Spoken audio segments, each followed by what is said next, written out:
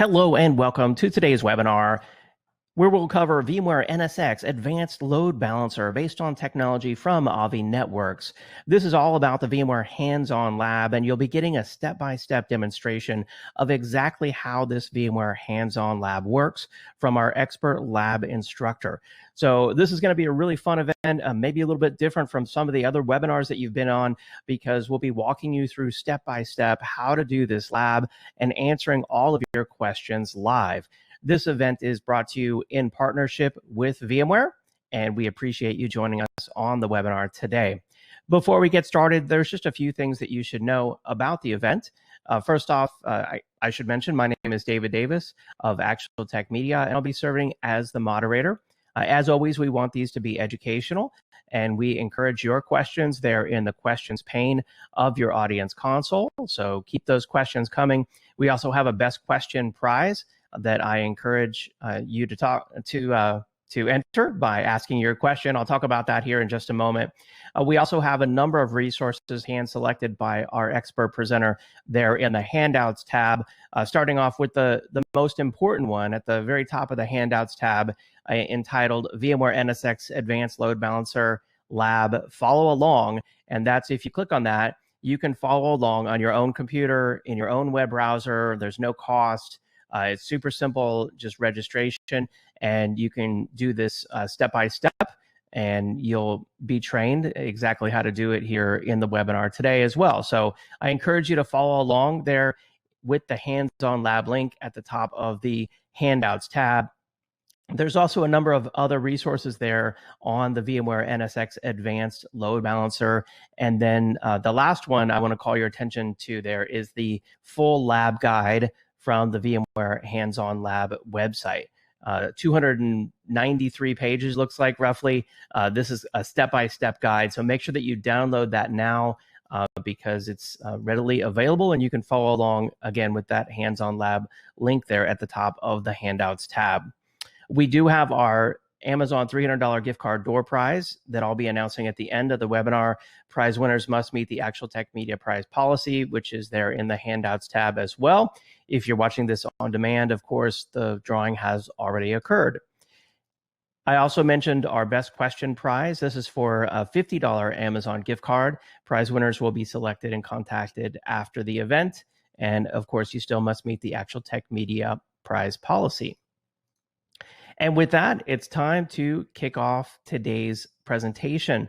I'm excited now to hand it off to Mr. Nick Robbins. He is a senior technical product manager for Avi Networks at VMware, and we are excited to have him. Nick's going to be on camera, and we are going to switch over now. Hand it off to you, Nick. Take it away. Hey everyone, I'm Nick Robbins from VMware. I work as a technical product manager in the Avi business unit, the NSX business unit. Our product name is NSX Advanced Load Balancer, which used to be Avi Networks. So you'll probably hear me switch back and forth between those quite a few times during this meeting. But so anyway, this is an intro conversation about our 2137-01 intro hands-on lab. And I'm kind of going to do a quick expert-led run through of the workshop. So the way Avi is built is it's a distributed architecture. We've got a control plane and a data plane like most modern SDN products. The controller kind of stays out of the way of the data traffic. And then we have the data plane, which is these service engines. So separated. All right.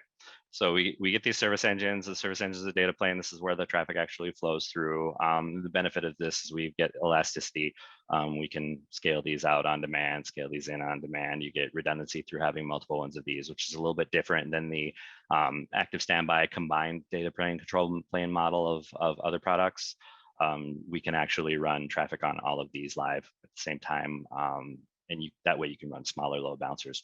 So the idea is you can get better efficient utilization of your service engines. You're actually using all of them to their maximum capacity instead of having one on a cold standby at all times. One of the benefits to our software only model is that we can be deployed in pretty much any cloud. We support running in a lot of different environments, bare metal environments, virtualized environments, and container environments. You can deploy either the controller in one of these environments, or you can deploy the service engine in different of these environments. They do not need to be the same kind of environment. So you can do, for instance, an on-premise controller in vSphere and control your AWS, Azure, Google Cloud all from that same control plane, as long as it has internet or private access to that environment. And then the service engines will live in the environment where the load balancing needs to happen. So the control plane can be completely separated like that. And it allows you to do these truly multi-cloud deployments where you can do like, app bursting or cloud-based failover, things like that. Since we have the controllers kind of sitting there idly by when you're not doing active configuration, so that allows us to put like lots of analytics features on this box. So the service engines will actually ship back log data and application performance data back to the controller, and then the controller is running lots of processes to run analytics on these to kind of give you an idea how things are operating. Does lots of inbox graphing and stuff like that, so that you can quickly and easily troubleshoot application performance issues.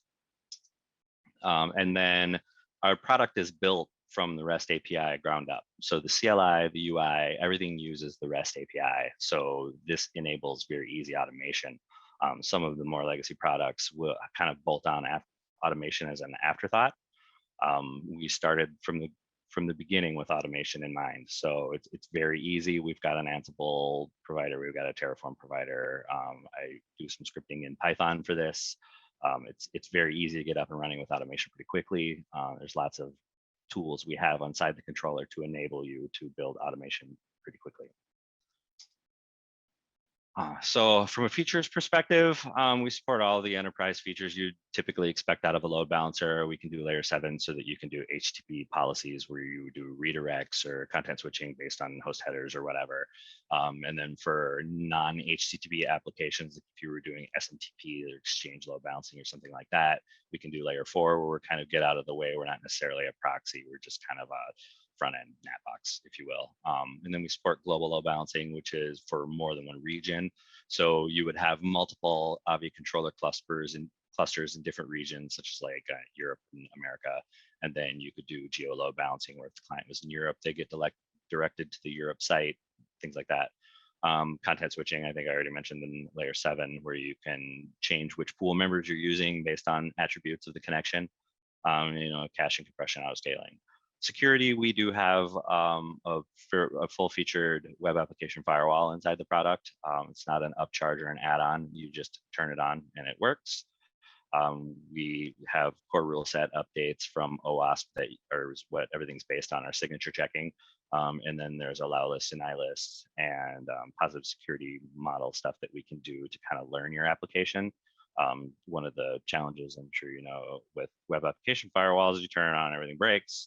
So with using those application learning parameters and stuff, you can see over time, it will use machine learning to determine what are good connections and bad connections and start to filter out all the bad stuff for you. And then you don't take as much of a performance hit on something like that as you would with just straight signature checking. SSL termination, DDoS protection, things to prevent SYN attacks, and all the various HTTP denial service attacks that people can do. Network and HTTP-based ACLs and rules policies.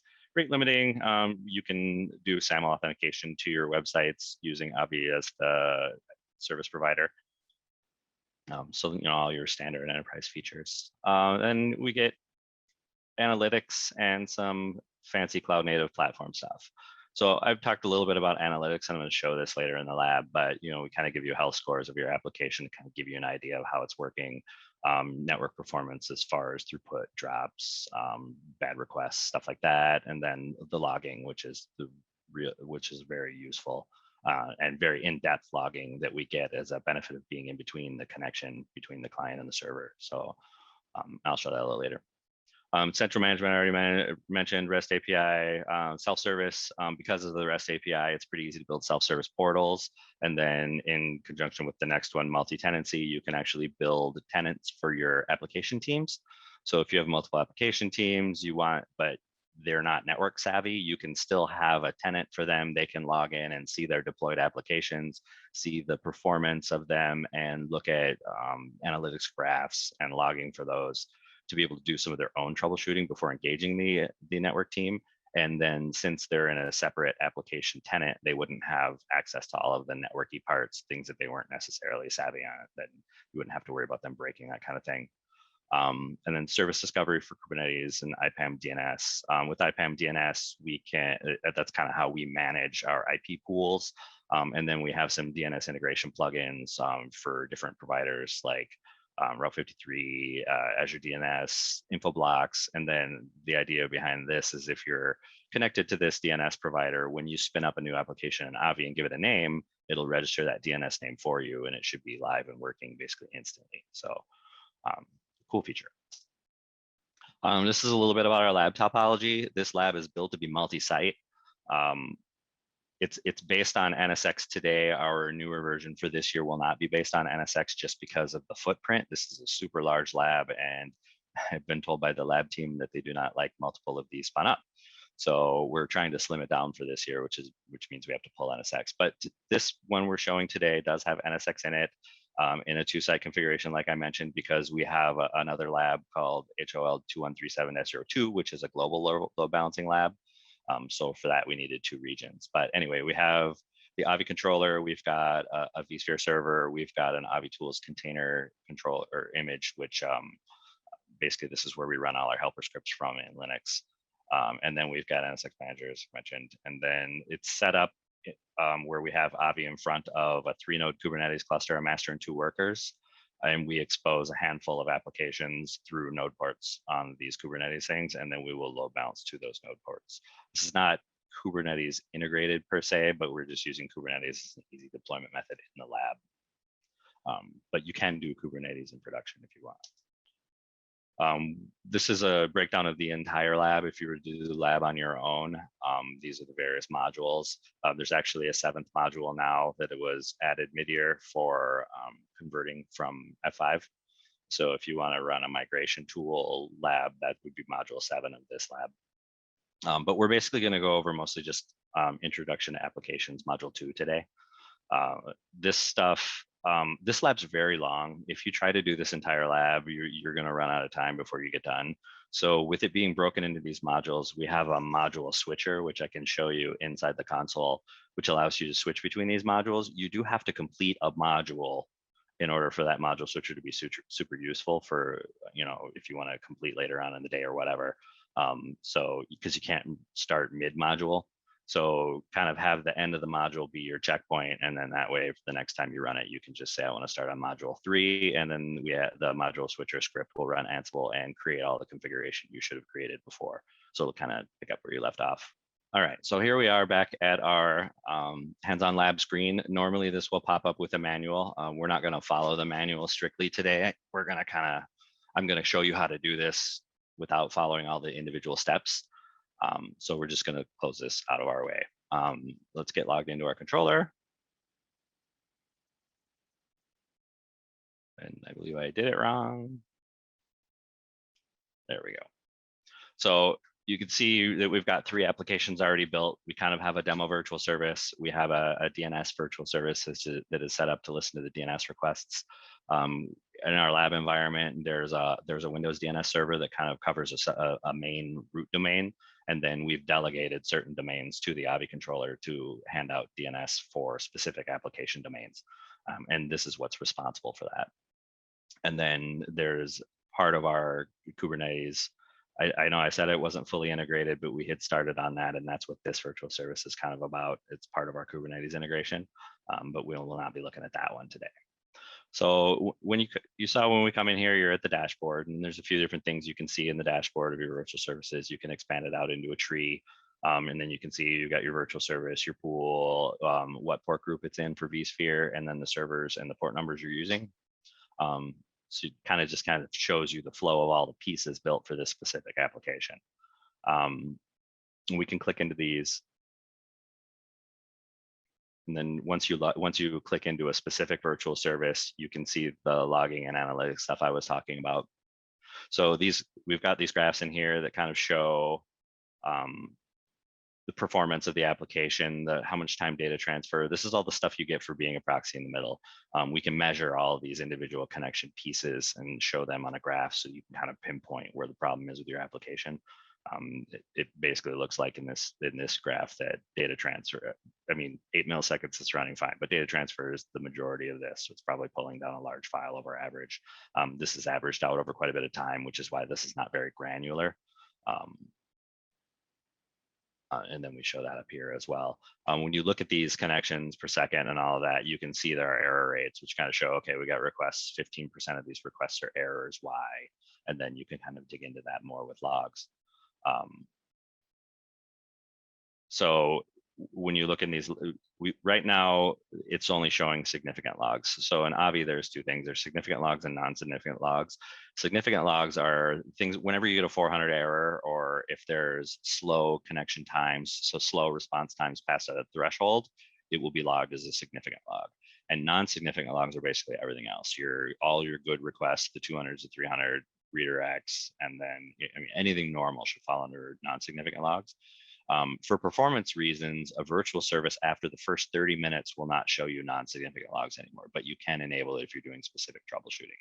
But since it's quite a bit of logging, if you have a busy application, we just don't show that. Most people don't care about the things that are working, right? So we'll show you a good one first, just to kind of give you an idea. So, we've got, let's scroll down here a little bit. It's hard to see on this small pane, but anyway, you can see the map of the different parts of the connection and the timings and the error code. So we got a 200 from the client, or we sent a 200 to the client. The server sent a 200 to us. You saw the data transfer took 6 milliseconds out of a toll.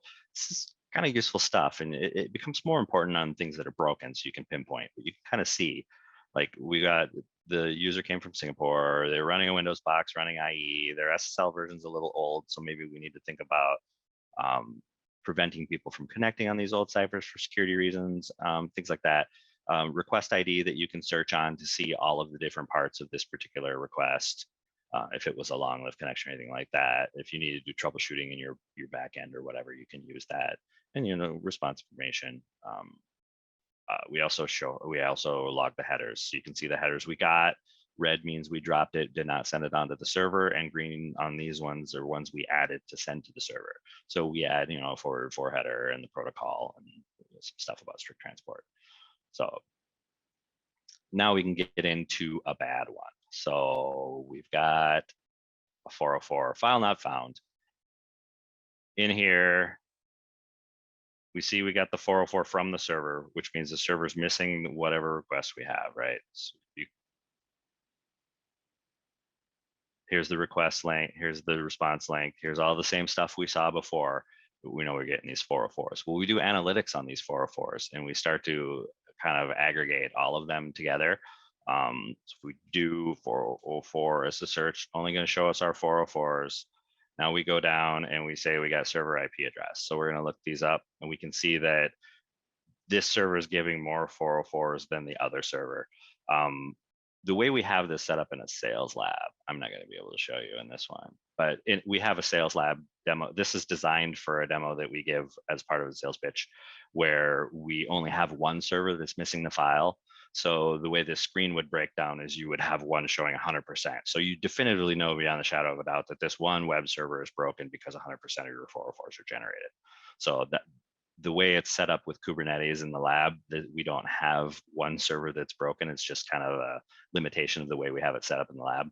But in the real world, if you had one server that was broken, and you would see very clearly that 100% of your 404 logs are generated by it, you know where to fix it. Take a screenshot of this, send it to your web server guys and say fix it, and you're off the hook. We don't have to do any more troubleshooting than that, which is extremely useful. Really cuts down on the troubleshooting time. And then, like I mentioned, health scores, you can see it's performing okay. It's probably not performing at 100%. That could be because we have a very resource intensive lab, so there's not a lot of CPU cycles for it. Also, we're taking a little bit of security hit. If we click view health, it'll take us into the screen for checking into this a little more. All of the bold lines are something that it detects as an issue. If we look into security threat, SSL score data, you can see it has to do with cert chain verified. This is probably because we're using a self-signed certificate on this application. Self-signed certificates will take 20 points off of your virtual service score every time. Performance, we got a AppDex-R, which is kind of a method of measuring website performance that is a little slow, so we're being knocked down for that. So these things, while not gospel, can give you a pretty good indicator of whether or not an application is performing how you expect. When you go, it sometimes looks ominous because it's orange. The ones you really need to worry about are red, but orange means maybe you need to give it a second look. You probably won't have them green all the time because that's a pretty real or a kind of a demo world situation where they're always 100%, but hopefully if you have a good environment, they'll be real close. All right, so now that I've gone into all this stuff not related to building stuff, let's show you how to build a virtual service. Now, so you've got basic and advanced. Basic setup is kind of a streamlined walkthrough, a single page of how to set up a virtual service, a pool, all the things you'd need for an application. We're going to show you advanced setup, which is kind of all the bells and whistles. So when we click advanced setup, so the first thing we need to do is give our application a name, test app. Okay. And then in here are all the various, I guess, parameters for the virtual service. So application profile kind of defines what kind of traffic it's going to be, or what kind of application it's going to be. Is it going to be DNS? Is it going to be a layer 4 application? Is it going to be SSL? Is it going to be just clear text HTTP? Is it going to be VDI for Horizon? And what this does is this kind of tunes lots of parameters of the connection on the back end. Basically, like the difference between system HTTP and system secure HTTP will be a bunch of security related things around secure cookies, HTTP to HTTPS redirect, things that you would do to make it more secure. But you can also create custom ones based off of these templates and kind of do just the pieces you want. And I'll show you a little bit about those application profiles in a second. TCP UDP profile is where you would do the very base network level parameters like segment size, buffers, things like that. So when we were talking about IPAM earlier, IPAM, there's network objects inside of Avi that are things we've learned based on the cloud connector. So the cloud connector is how we connect to the underlying infrastructure to learn things about it. And we're going to talk about that in more detail as soon as we finish this. But one of the things we discover about vSphere is the network. So we know based on VMs inside vSphere what networks are assigned to which port group by querying other VMs in the environment. And then once we do that, we can assign a static IP range out of that network we've learned that we can use to either allocate SE NIC IP addresses or the VIPs here for the individual applications. So auto allocate is saying, hey, pull an IP out of that pool. I'm not going to statically assign it. I just want to be able to use the one that's out of the range, kind of like DHCP.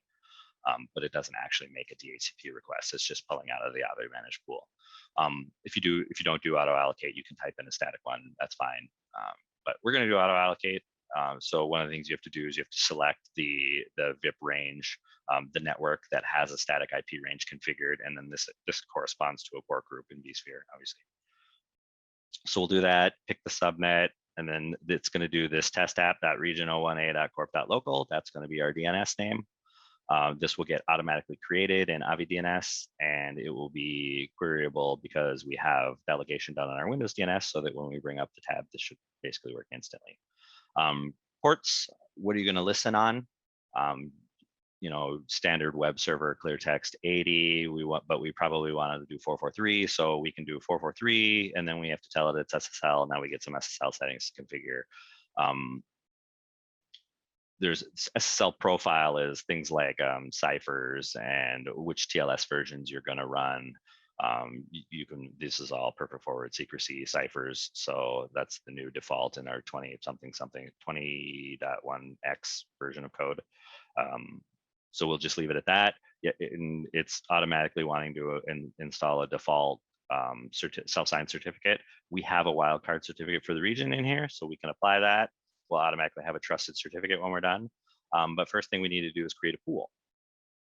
So creating a pool, default server port 80. We want to do our load balancing algorithm. Do we want to do least connections, fewest servers, round robin? We'll just leave it at least connections. That's a good default one. But you can do things like consistent hash, which will persist so that you can send servers to, or send clients to the same servers over and over, which you also can do that using different persistence methods too, cookies, headers, TLS information, things like that. Passive health monitor or health monitors. White just has a passive health monitor, which kind of watches connection traffic and determines, it will start allocating different percentages of traffic to servers that it decides are more healthy than the others based on the metrics of the connection, basically all the timings. But that doesn't give you an active up check. So we would add an active health monitor.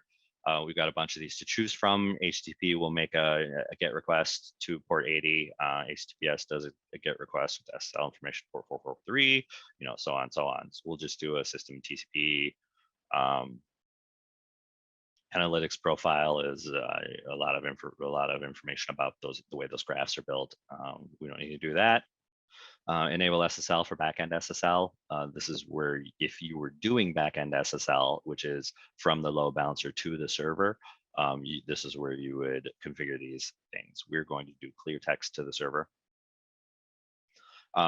So the cloud connector, which I mentioned earlier, and we will talk about in more detail in a minute still, is what enables this select servers by network. So since we're connected to vSphere, we see all these port groups. We can pick the VM range that we know our VMs live in, and it no, this is the wrong one. We want to do this one. So we click the port group that our servers live in, and it says here are all the VMs in that network. All we need to do to add these things, we don't need to know their IP address because we know that they're already in this network when we know them by name, right? So a worker 1 and worker 2 are probably the two. So we click these two, add our servers, boom, it's going to inherit the port that was on the main screen. You can override this if you want. Hit next. A few advanced settings, what to do when the pool fails, some different settings on timings, description ramp, just normal. These are advanced. These are all obviously advanced features. You wouldn't need to configure all these on a day-to-day basis, but you have the option to change behavior here. Review, yep, good, save. Now we have a pool. So and now that we're done with this page, we move on to policies. These are the things I were mentioning we could do at an application layer. So network security, we have IP reputation now. So you can do web root and actually do security policies based on the reputation of what's in this IP reputation file. HTTP security policies, if you could do a match on all sorts of parameters, like if we have host header, test app corp local. Okay, so anything going with that host header value, we can just rate limit it. We can just close the connection. We can send a response. This can be like fully HTML saying no. So you can do an HTML file. It would be like a sorry page, or you're an invalid client. Whatever you want to do, you can do with this local response thing.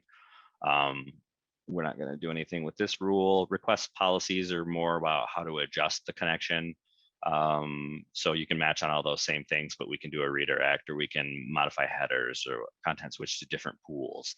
So if you've got an application and your user is going to do an upload, you can have a specific set of just raw file servers off to the side. So you would say if user does /uploads, content switch to these file servers over here instead of the web servers that normally serve content. That's kind of how you do that here. Again, we're doing that. These are all the advanced, or all the policies you can do, and then back to analytics. So client log settings, like I was talking about before, non-significant logs, since this is new and it's going to be on for 30 minutes. That's what this setting is. We can throttle those logs, tell it whether or not to log headers. Sure, we'll log headers. Filtering based on the client. So like if you're doing in-depth troubleshooting, you know where your client's coming from, you can put those filters in here and it will only save the logs related to that filter. Advanced, all things you probably wouldn't need to change day to day. Service engine group, if you wanted to change the source IP. So normally when a client comes in, the service engine will translate the IP to its interface IP. That's what the server sees. So you can control that with a different virtual IP, or you can just say use the VIP that's configured on the application as SNAT, and whether or not you want to advertise that stuff via BGP if you have that. like I said, these are all kind of advanced features. So we'll hit save. So it takes a minute for this to get placed. Needs to add an IP address to the NIC. This usually takes a few seconds. Pools belonging to the virtual service are down because I forgot to show you or change the port. So our things running in Kubernetes are not running on port 80. So we will have to change this to a new port. And now our application is fine. So, all right, so now we should be able to go to testapp.region o1a.corp.local. Whoops.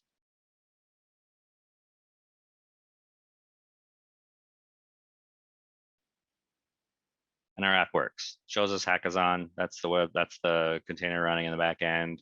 Looks wonderful. All going through here. We can go back in our controller, click into this, look at the logs, see that I pulled it. So all of my connection is showing up in this list. So pretty easy to spin these up, and obviously quite a bit of information right out of the gate. So extremely useful, extremely powerful. Let's go back and talk a little bit about those infrastructure components I was talking about before.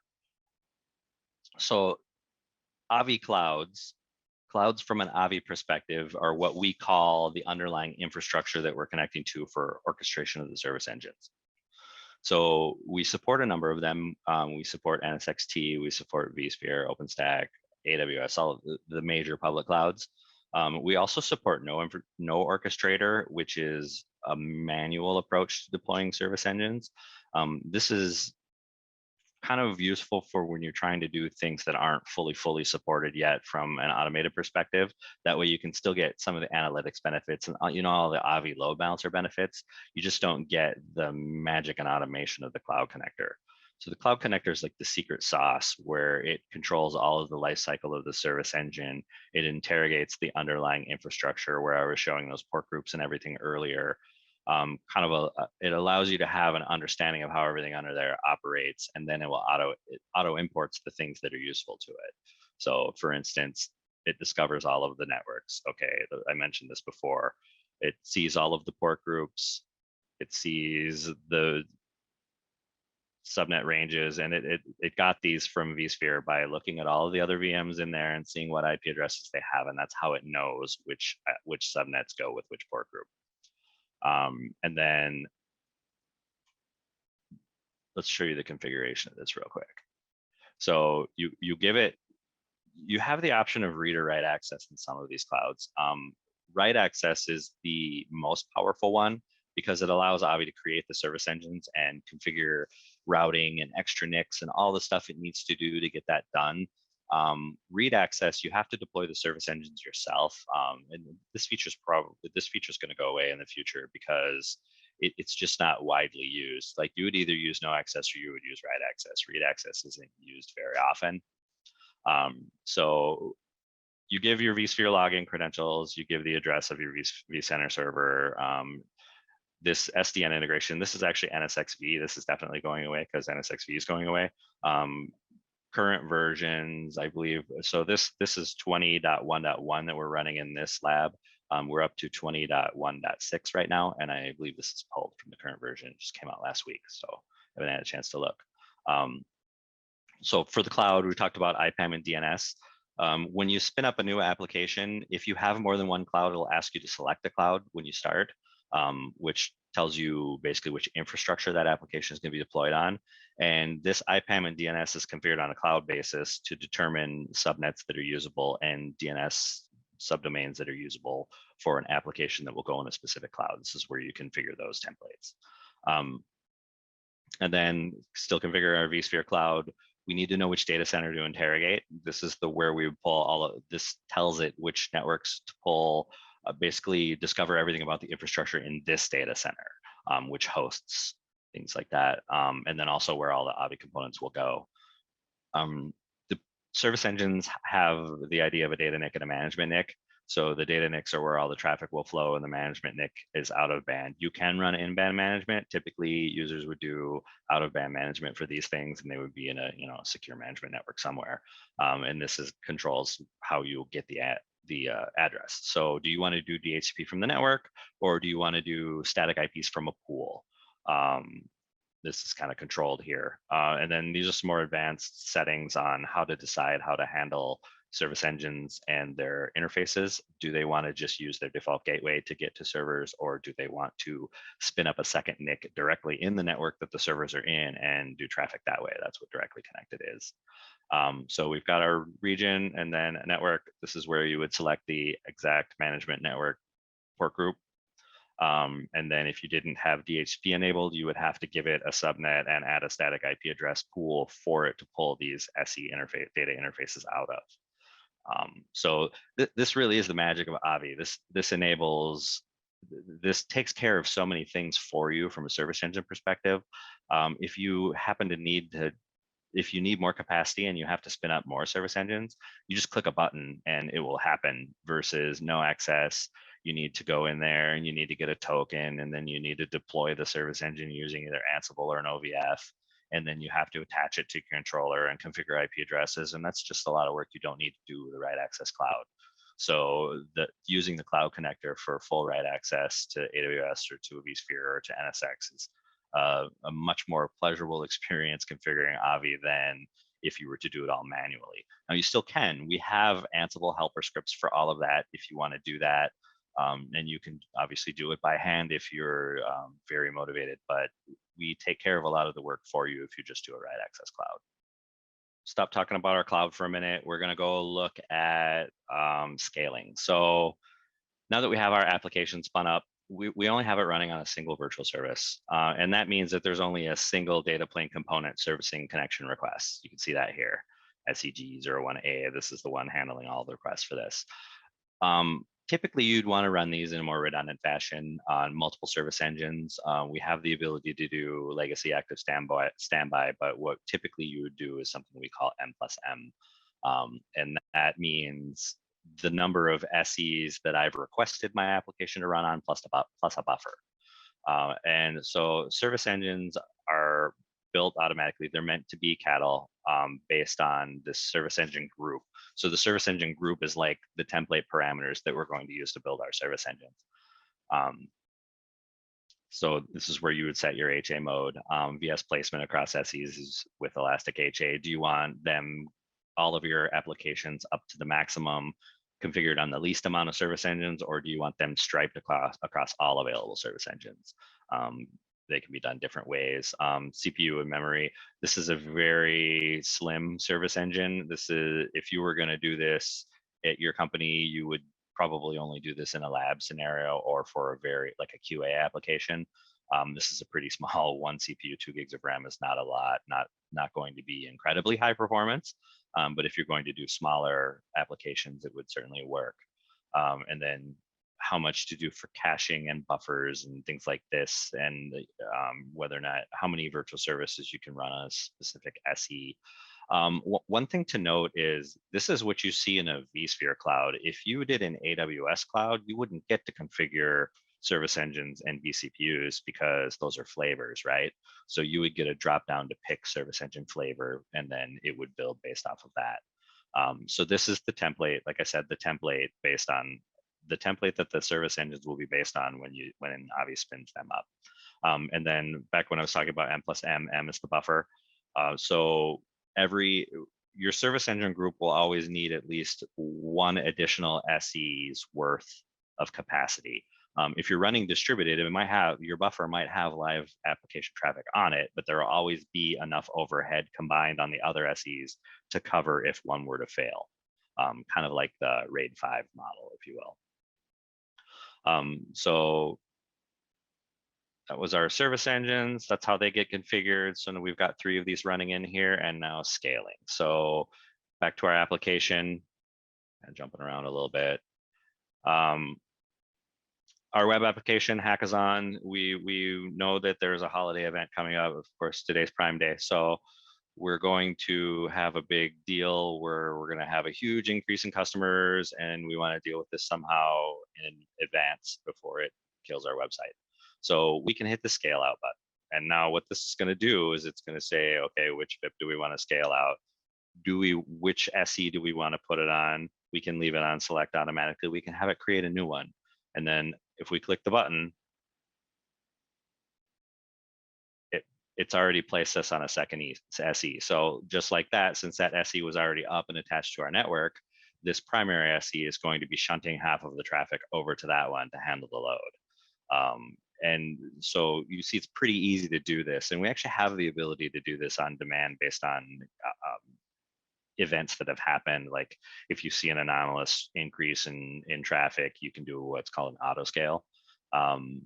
So there are ways to do this automatically, but in this case, we knew we wanted to do it in advance. We knew the event was coming. We could scale this out, and you can keep going. If you have an SE you want to take down for maintenance, something's happening, or if you have a noisy neighbor problem with an app, you can migrate it to a new service engine. That's all kind of done here. And then of course, now it's after Prime Day. So we're going to go back in here. We're done with it. We're going to scale in. Which one? We hit that. It's going to drain that existing service or the connections on that service engine we want to stop using. Wait for them to complete. Guess we're waiting a long time today.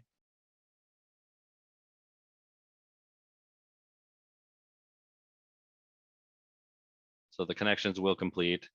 It's still scaling in, and then we'll be back on the one we were on before. I don't know why it's taking a while. It's a demo bug. Anyway, that's the idea there for auto scaling. What else do we have here? Just very briefly, we can touch on WAF, Web Application Firewall. So we've got a policy in here set up. So back to when I was talking about automatic or application learning. So this is just the basic things. WAF profile is something that can be applied across all your applications. And it's this basic stuff like, do we want to dump old versions of HTTP? Do we want to not allow posts? What kind of extensions are we going to deny? Things like that. And this can be applied across everything. When you do a WAF policy, these are usually much more application specific because of these rules. So when you initially apply a policy, you should probably do it in detection mode because, of course, when you turn on WAF, you're going to break all kinds of things you didn't expect to break. This happens to me in the lab all the time. Detection mode will not block the traffic by default. It will just say this got flagged. It would have been dropped if you would have done it. So the idea behind that is that you turn it on. I mean, just like a firewall, right? You can do it in inspection mode before you start doing enforcement mode to determine if you're blocking anything that's important. You can tweak your rules and then switch to enforcement mode later. Now, hopefully you shouldn't need to do that too much because we have application learning. So you can turn on learning mode. What it's going to do is sample X percentage of traffic. And over time using machine learning, it will learn the good and bad patterns of traffic for your application. And it will make a list of URIs that, and actual queries too, query parameters too, that are acceptable for the app, and it'll block everything else. This is very high performance compared to signature checking, which is the CRS core rule set stuff protocol. Like this takes a lot of CPU cycles. Like I mentioned, that WAF is not an add-on. It is something built into the product. It's not an extra license, but there is a CPU cost. So your SE performance will go down if you turn on WAF because it has to do all this extra inspection. So you can take a hit from a core's perspective. We have a feature called Avi Pulse, which is a call home feature, which downloads the latest from like IP reputation. One of the new features we added in 20.1.5 is application rules. So like if you have a application built on a known template like WordPress, we get these from TrustWave, and you can actually take the WordPress rule and apply it in your WAF, and then presumably all of the WordPress things you would need to open up, all of the URLs or whatever, are already in there. It's kind of a quick start way of setting up applications in a WAF. And then these core rule sets will get downloaded automatically too as new releases or new versions are released. So that's a little bit about WAF, and they talk about this in our sales demos as being super easy to turn on, and I will demonstrate that. It is as easy as doing this. So just like that, you can apply security. Now you got the little shield, and maybe you broke your app or maybe you didn't, but you know it's secure now because it has a shield. So that's how easy it is to turn the WAF on. Obviously, we're running in detection mode. Once you start doing that, you're going to start getting logs that show a WAF as logs come in, which I don't think we're doing. Are we doing non-sig? Yeah, so you can see whitelisted. You'll see bypassed if it's got an exception rule, and obviously because we just turned it on, we don't have a lot of log hits. But that's what will be populated in this column if we were to give it more time. And that's pretty much it for WAF. As far as automation goes, like I said, we have Python and Terraform and Ansible and all the things. If you need to figure out our object model, we have Swagger built into the controller. You can pick the object you want to see. And then you can, if you scroll down, okay, so we want to post a new virtual service. This is the example values, the object model here. These are all the little things that are required. There's asterisks next to the ones that are required. This is the way they're set up. This is what they should be, on and on. If you've done any scripting, this stuff is invaluable information for you to be able to build things in Avi. So like I said, we keep automation to the front of the mind here. It's a very important thing for us. It's definitely not a second-class citizen. So we have lots of things to enable you to write easy scripts. So it looks like we're out of time. Hopefully you guys enjoyed that overview. And if you have any questions, ask us in the chat now. Thank you. All right, excellent presentation, Nick. I really love that demo, walking us through this hands-on lab step by step. If you have a question about how this works, about VMware NSX Advanced Load Balancer, now's the time to get it in. Even just general questions about VMware hands-on labs. Hopefully we can help with those as well. We've been answering questions electronically in the questions pane, and we've gotten through many of them, but still a few more to go here. So if you have a question, get it in. I'm going to start with this one. Nick, if you're ready. You ready for some Q&A? Yep, ready. All right. Yep. Let's see. First question came in. They're asking, or they say, my company uses F5 and makes extensive use of rules. Does this have similar functionality? So yeah, typically when we get customers who come from F5, they're used to having a lot of I rules to be able to get their applications to do what they need to do.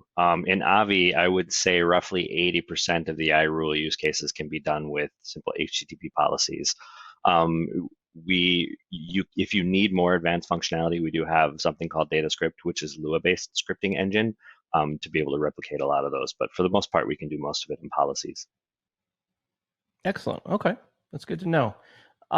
Another question they're asking, are there additional license requirements for features like Gslb? No, when you get Avi, if you buy Avi Enterprise, you get all the features we have in the box. The only thing you're charged on is service cores, which is how much processor capacity you're using. So to a certain extent, things like WAF can influence that, where it increases the amount of CPU that's needed, but there are not extra licenses for features. That is all bundled in the main license. Very nice. Very nice. And then next question, do you have examples of scripts that can be used to automate the load balancer? So we have a GitHub repo, github.com/Avi Networks/DevOps, which has a bunch of examples that you can use for scripting and various automation. We support Python, Terraform, Ansible, which I mentioned in the presentation. But yeah, we have lots of these examples online, and if you work with your account manager with a specific use case, we can generally set something up for you that's more customized. Excellent. And then let's see, next question, this one from James. Do you support sending logs and metrics to external analytics tools like Splunk or Wavefront? Yeah, so we have a helper script in that same repo I just mentioned on GitHub called, it's our metrics connector. Basically, this thing would run as a container or as a Python script on a separate box that would pull all of the logs out of the Avi system through the API and then format them however the destination system needs and be able to send them up. So we support things like Logstash and Splunk and Grafana and Wavefront, all the normal ones. Very cool. I like that flexibility there and integration into other tools, as well as the scripting examples. Another question, this one's for me actually. there's a list of labs here you've got up on the screen. So can you tell us if we wanted to do some other labs around the same topic, what other options do we have available to us here? So on top of this lab, which is a very good overview of all of the basic load balancing features of Avi, we also have a 2137-02 lab, which is specific to our global server load balancing.